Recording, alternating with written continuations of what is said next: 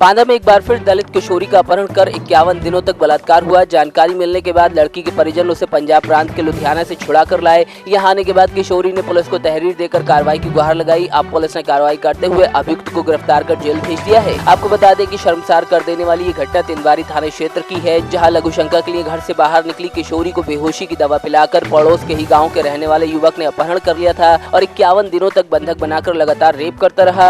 अपहरण के फौरन बाद लड़की के परिजनों ने पुलिस को सूचना दी, लेकिन थाने की पुलिस के कान पर जूं तक नहीं रेंगी और किशोरी के परिजनों को लताड़ कर थाने से भगा दिया। हताश परिजनों ने अपने स्तर से लड़की की तलाश शुरू की। किशोरी के लुधियाना में होने की सूचना मिलने के बाद आनन फानन में परिजन तुरंत वहां पहुंचे और उसको बरामद कर लिया, जहां से बांदा आने के बाद नाबालिग ने पुलिस को तहरीर दी। फिलहाल पुलिस ने आरोपी पर पॉक्सो एक्ट के तहत मामला दर्ज कर लिया है।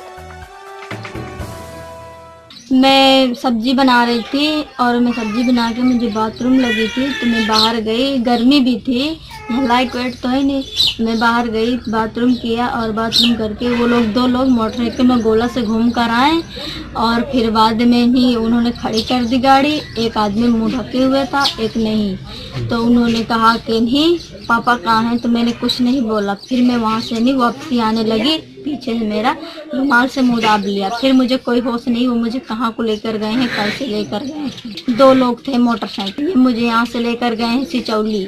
सुबह मुझे होश आया तो मैंने अपने आप को सिचौली में पाया, जहाँ इसकी बहन भी आई है। फिर बाद में इन्हें वहाँ मुझे मारा। मैंने कहा कि मुझे मेरे घर छोड़ दो। उन्होंने कहा कि घर नहीं जाना है, अगर जाएगी तो तुझे जान से ही मार देंगे, तू जा नहीं पाएगी। मुझे तारा के भीतर बंद कर दिया नहीं और खाना वाना कुछ दे ही नहीं रहे थे और फिर बाद में मुझे मार रहे थे। फिर 6 दिन मुझे वहाँ बंद करके रखा, ये यहाँ पे आ गया नहीं सबूत बन के। और फिर बाद में वहाँ मुझे ज़बरदस्ती उसकी बहन ने मेरा श्रृंगार किया, मांग में सिंदूर भरा, माला पहनाया। और फिर बाद में नहीं, जब ये यहाँ से गया फिर ये मुझे वहाँ लुधियाना ले गया नहीं। फिर वहाँ मुझसे मारता था, मुझे वहाँ काम भी करवाता था मेरे से नहीं, और गाली वाली भी रोज देता था। नॉर्मल किया नहीं मेरे साथ, नहीं गलत काम भी किया नहीं, बलात्कार भी किया मेरे साथ नहीं। और फिर बाद में मैंने एक बार भागने की कोशिश की तो मुझे 2-3 झापड़ मारा, वहाँ से पकड़ के ले आया। फिर एक बार मैंने कहा मुझे घर वालों की याद आ रही है, मुझे छोड़ दो नहीं, तो मेरे हाथ में चाकू मार दिया नहीं। एक नाबालिग बच्ची ने एप्लीकेशन दिया था इस संबंध में, जिसको घर से कुछ लोग उसको उठा के ले गए थे और उसके साथ जो भी उसने घटना हुई है उसको पूरा बताया है।